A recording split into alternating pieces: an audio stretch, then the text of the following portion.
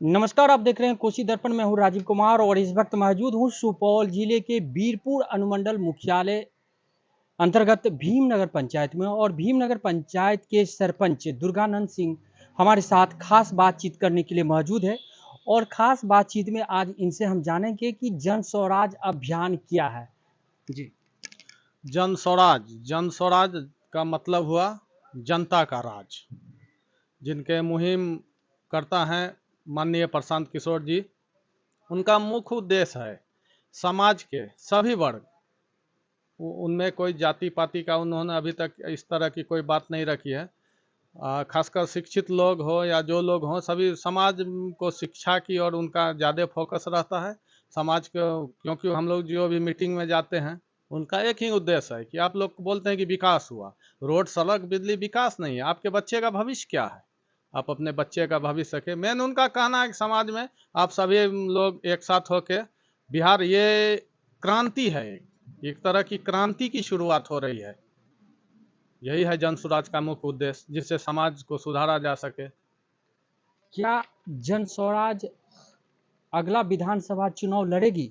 हाँ सर बोले हैं 243 तो 243, 242 भी नहीं। और सबसे बड़ी बात सर बोले हैं, वो अपने बल पे, हम लोगों के बल पे, जनता के बल पर लड़ेंगे, ना ही किसी बड़ी पार्टी या छोटी पार्टी किसी से किसी प्रकार का कोई समझौता करेंगे। क्या आपको लगता है कि प्रशांत किशोर बिहार के लिए दूरदर्शी सोच रखने वाले नेता साबित होंगे? हाँ जरूर, सर की ये क्षमता है, हम लोग भी जानते हैं। सर किसी माने पहचान के मोहताज नहीं है। वो मोदी जी के भी साथ काम कर चुके हैं, नीतीश बाबू के साथ, ममता बनर्जी के साथ, केजरीवाल के साथ, यहाँ तक कि महाराष्ट्र में भी काम कर चुके हैं। तो उनका मेन विजन है कि हमारा जन्म बिहार में हुआ है, लेकिन वो बड़े बड़े नेताओं को सत्ता दिलाए हैं, लेकिन उनके अनुसार कोई भी सत्ता सही तरीके से राज्य का अपना या देश का विकास नहीं हो रहा है। इसके लिए वो चाहें कि जिस घर में, जहाँ जिस राज्य में मेरा जन्म हुआ, वहाँ से मैं एक नई क्रांति की शुरुआत करूँ। क्या लगता है कि जन स्वराज में अच्छे लोग राजनीति में आएंगे? जी जरूर आएंगे। अभी हम लोग देखे हैं, ज़्यादा 2 साल से सर का पद यात्रा हो रहा है, और ये जो टीम बन रही है अभी, ये पंचायत लेवल का हो, प्रखंड लेवल का हो, जिला लेवल का हो, ये जो बन रहा, अच्छे अच्छे लोग आ रहे हैं, शिक्षक लोग आ रहे हैं, प्रोफेसर लोग आ रहे हैं। हम तो 1-2 मीटिंग में गए थे, नेता तो आ ही रहे हैं, जो वार्ड सदस्य से लेकर जिला प्रमुख, जिला अध्यक्ष तक आ रहे हैं। और साथ में देखे, पिछले मीटिंग में जब हम पटना गए थे, तो वैज्ञानिक जो होते हैं, शोधकर्ता, वो लोग भी इसमें जुड़े हुए हैं। क्या आपको लगता है कि जन स्वराज के विजन के अनुसार बिहार अगले 10 सालों में देश के अग्रणी राज्यों में शामिल हो सकता है? हाँ सर का ये कहना है कि प्रशांत किशोर जी कोई जादू की छड़ी नहीं है कि अभी या आपसे वोट लेने के लिए वो कुछ बोल देंगे और वो बोले। बिहार आज़ादी के समय में बिहार अग्रणी राज्यों में से एक था, लेकिन अभी 30, 20, 50, 60 साल समथिंग तीन तीन शासकों के द्वारा जो यहाँ सत्ता का दुरुपयोग या उपयोग जो कहा जाए किए, तो राज अभी हमारा बहुत पीछे है। सर बोले हैं कम से कम इसको लाइन अप करने के लिए 10 साल लगेगा, लेकिन उसमें आपकी भागीदारी महत्वपूर्ण है, आपका सहयोग हमें चाहिए।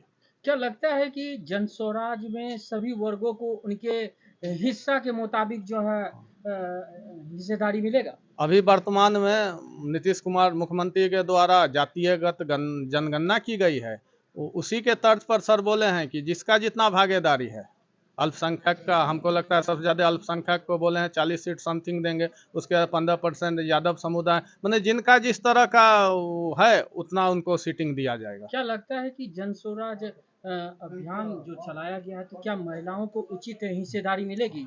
हमारे बिहार विधान लोकसभा की 40 सीट है। सर बोले हैं कि हर एक लोकसभा में, अब किसी लोकसभा में 5, 4, 6 जो विधानसभा हो, बोले हर एक लोकसभा में एक महिला को विधानसभा का टिकट दिया जाएगा। क्या लग रहा है कि आपको जन स्वराज बिहार के बाकी दलों से कैसे अलग होगा? अलग होगा क्योंकि यहाँ न जातिगत बात हो रही है, जो भी बात हो, माने जाति की न बात हो रही है, न कुछ इस तरह का बात नहीं हो रहा है। मेन बात हो रहा है कि बिहार का विकास कैसे हो, यहाँ कैसे। सर का मेन मोटिव है कि यहाँ बदलाव होना चाहिए। जी। लोग के पास विकल्प, एक कहावत हम लोग भी जब वोट देते हैं, हम लोग भी जब वोट, तो चूंकि अधिकार है, पार्टी किसी पार्टी के मेंबर हो या ना हो, वोट तो हर कोई मेंबर तो होता नहीं है, लेकिन अभी कहावत, अब देहात का एक कहावत था, अरे भाई क्या करेंगे, इधर कुआं है इधर खाई है, जिसको जिधर कूदना था मजबूरी में, लेकिन अभी सही समय पर सही विकल्प प्रशांत किशोर जी सर लेके आए हैं, इसलिए ये बेहतर विकल्प है। सरपंच साहब, आखिरी सवाल हमारा होगा कि जिस तरह से आप पंचायत के न्याय व्यवस्था को, न्याय प्रणाली को देखते हैं, तो क्या लग रहा है कि अगर जन स्वराज पार्टी जब बिहार में लॉन्च करेगी, तो क्या लगता है कि बिहार से जिस तरह से लोगों को अपेक्षा इस पार्टी से, तो क्या ये पार्टी खरा उतरेगी? जरूर खरा उतरेगी। सबसे बड़ी बात है, प्रशांत किशोर सर जी जो हैं, वो आपको पहले भी बोले किसी का मोहताज नहीं है पहचान के, और ये जहाँ भी जो भी पार्टी को मदद किए वो लगभग सत्ता में आए हैं। तो ये अभी जो भी खर्च हो रहा है, चूँकि ना ये जातिगत पार्टी है और कोई नहीं है, तो इनका अभी सबसे बड़ा हमें अच्छा क्या लगा, हम लोग जो अभी संगठित हुए हैं 1 साल के भीतर, चूँकि ये इनका काम करने का स्टाइल अलग है। ये तंबू में इनके 50-60 लड़के हमेशा ट्रेंड होते हैं, और सबसे बड़ी खुशी की बात है, हम लोग को जो कोऑर्डिनेट किया है, माने हम लोग को जो जोड़ा है एक दूसरे से, ये अदर स्टेट के लड़के लोग हैं। जब यूपी के लड़के हैं, हिमाचल के, वो बहुत ही हम देखें, हम लोग को जो बहुत ही वो लड़का लोग को लग रहा है कि ये मेरा राज है, जैसे नहीं होता अपना काम।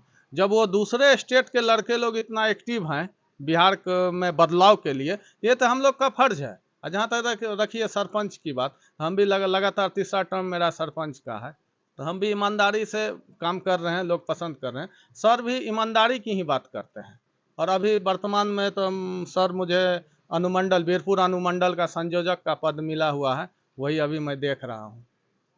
क्या लग रहा है कि इनकी पार्टी अगर बिहार में जैसे कि उतरेगी, और जैसे अगर मान लीजिए भविष्य में, एक कल्पना की बात है, अगर पार्टी बन जाती है, सरकार इनकी बनती है, तो क्या ऐसे जो लगातार सभी दलों के जैसे आम युवाओं के लिए, महिलाओं के लिए जो बेरोजगारी सबसे बड़ा आम मुद्दा है बिहार के लिए, खास करके जो महिलाएं घर में बैठी रहती हैं, जो युवा शिक्षित हैं, वो भी जो है बेरोजगार पड़े हुए हैं, तो क्या लगता है कि बिहार में रोजगार का साधन बढ़ेगा? सर का कहना है, पहले भी सर बोले हैं कि मैं कोई जादू का छड़ी नहीं हूँ, लेकिन अगर हमारी सरकार बनती है, साल 6 महीने के भीतर मैं 2 काम सर्वप्रथम करूँगा। पहला काम आपको शिक्षा के क्षेत्र में दूंगा, जो आपके माने शिक्षा आपके अनुमंडल हो या ब्लॉक स्तर पे हो, आपको केंद्रीय विद्यालय की माने तर्ज पे एक विद्यालय मैं दूंगा।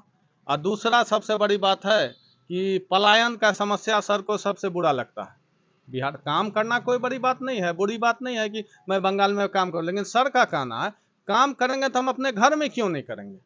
घर में करेंगे तो सर का यही है कि हम 10 से 15 हज़ार, अगर हमारी सरकार बनती है तो पहला शिक्षा, और दूसरा उनका जो विजन है, विजन तो बहुत और है, लेकिन 2 बोले हैं कि पहला शिक्षा देंगे, हम उच्च स्तरीय शिक्षा देंगे, हर एक ब्लॉक अनुमंडल जो होगा उस स्तर पर देंगे, और दूसरा 10 से 15 हज़ार की नौकरी मैं लगभग हर एक किसी को दूंगा, प्राइवेट नौकरी। चलिए, धन्यवाद। तो हमारे साथ खास बातचीत करने के लिए भीमनगर पंचायत के सरपंच दुर्गानंद सिंह खास बात में जुड़े हुए थे, और इनका कहना है कि जन स्वराज जो पार्टी अभी बिहार में लगातार चर्चाओं में बनी हुई है, तो जैसे ही पार्टी अगला विधानसभा चुनाव लड़ेगी, उसके बाद जो सभी जाति के जो लोग होंगे, उनके मुताबिक जो है उनका हिस्सा मिलेगा, सभी को सीट मिलेगा। खास करके अगर पार्टी बिहार में उतरती है, तो ऐसे बेरोजगार लोगों के लिए रोजगार सबसे पहले मुहैया होगा। दूसरा, शिक्षा का जो स्तर बिहार में काफ़ी नीचे है, उसको बढ़ाने का काम किया जाएगा अनुमंडल स्तर पे, ब्लॉक स्तर पे।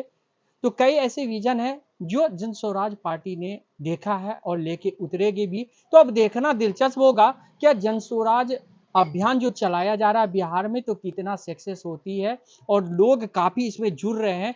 तो क्या ऐसा लग रहा है कि अन्य दलों को जो है ये पीछे छोड़ने वाली है? नए एपिसोड के साथ फिर मिलेंगे, तब तक के लिए देखते रहिए कोशी दर्पण में हूं राजीव कुमार।